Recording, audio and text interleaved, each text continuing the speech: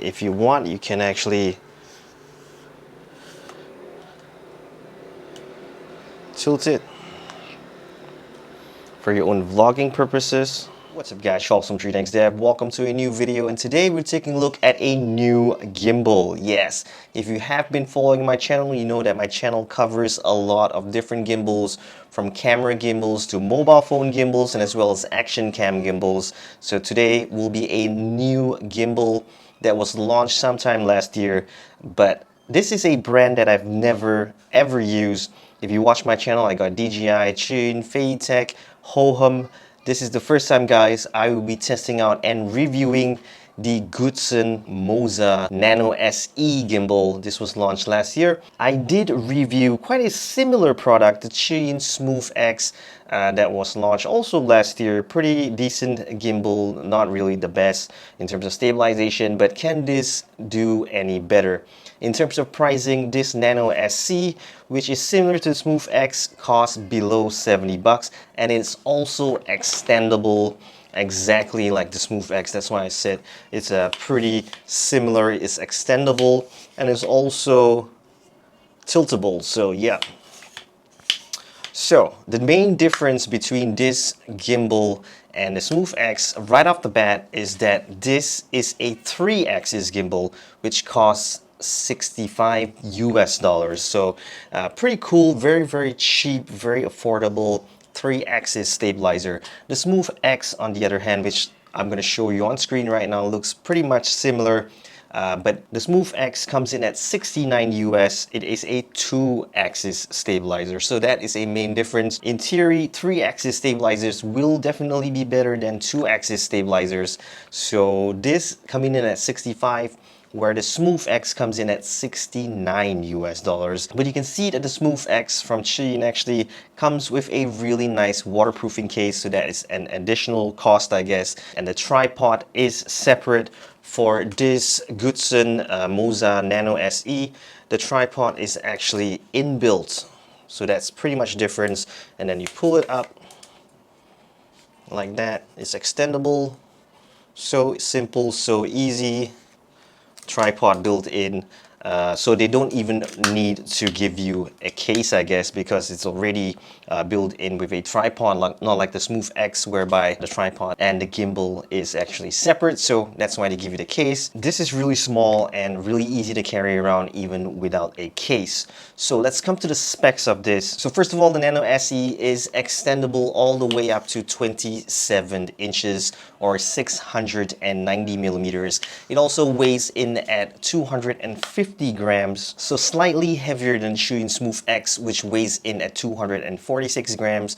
But of course, if you put on the tripod, it probably will be about the same weight or so. But without the tripod on the Smooth X, will be slightly lighter by about 4 grams, not much of a difference. But here is a big difference. This weighs in at 250, like I just mentioned, but it can take payloads all the way up to 280 grams. So basically, just like the Hohem gimbal that I reviewed, this Nano SE can actually take payloads which is even heavier than the gimbal itself. So that's pretty impressive.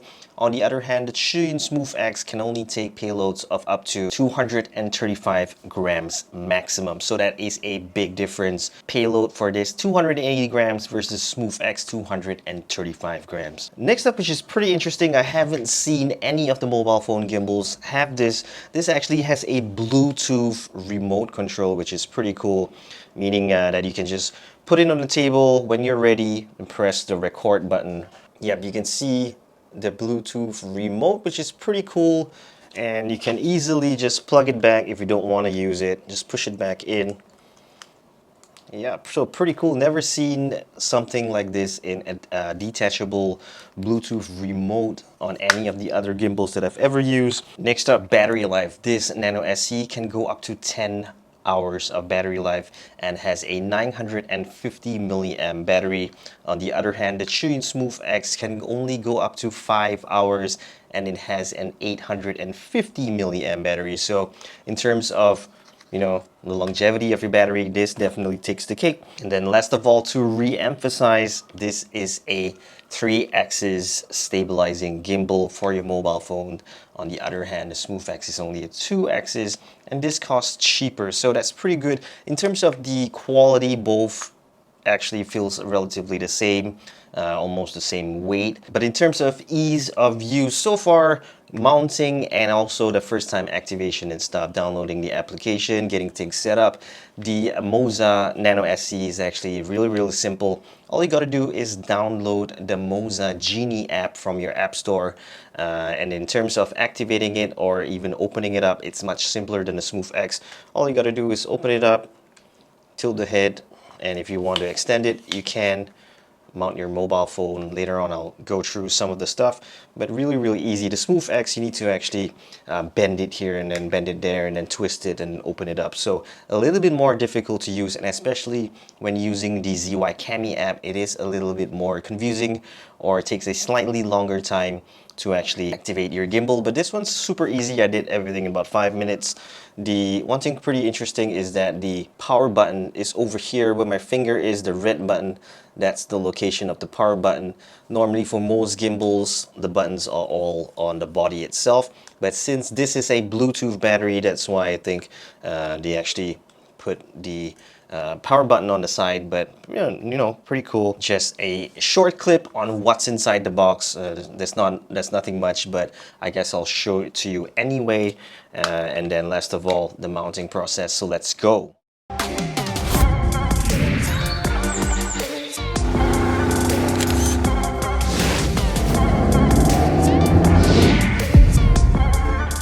Alright, so mounting process, pretty easy. Just open it up like that. Open up the legs. Set it down. Simple, easy to use. Just turn the head like this. There's an arrow right over here. Arrow right over here. So just tilt it. The camera on your phone needs to follow the direction, so just slot it in. I'm going to first try it out with the jelly case. The iPhone 12 Pro Max is already pretty big. This jelly case probably adds about 1 to 2 millimeters. But let's try it out anyways. Is it big enough? It's a little bit tight. It's not really touching the bottom. It's really a little bit tight. You can see on the side over here that it's not really fully flushed against the bottom piece here. So let me try it without the jelly case, and that should be a lot easier, I guess.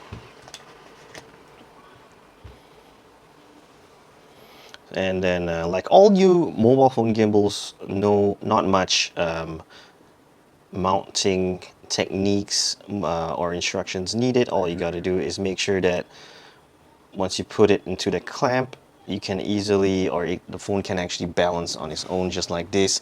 As you can see, it can balance on its own without you touching it. Just have to make sure that it's actually straight. Make sure that the top clamp over here and the bottom clamp are actually, you know, in line, and not one of it a little bit to the left and the bottom clamp a little bit to the right. That might ruin the whole balancing of the product. Yep, so pretty easy, just took a few minutes. Now let me power on by pressing the red button over here. You can see the bars over here. Next up, let's open up the Moza Genie app, which is downloadable on your Play Store. So it's the Moza Genie app. And then you need to, first of all, connect it to your Bluetooth. One thing that I noticed is that the interface, every time I turn off the app and then I turn on the app again, the settings go back. It's not staying in the same settings that I used the previous time. So I need to switch it again to 4K. It doesn't, like, once you set it to 4K, it always stays at 4K. No, that's what I've noticed, is that every time you open up the app again, it resets the settings. So just need to go through the whole interface. But this is the interesting one. This is the Bluetooth remote. So yeah, this Bluetooth remote, I'm gonna cover my face because I'm on eye detect.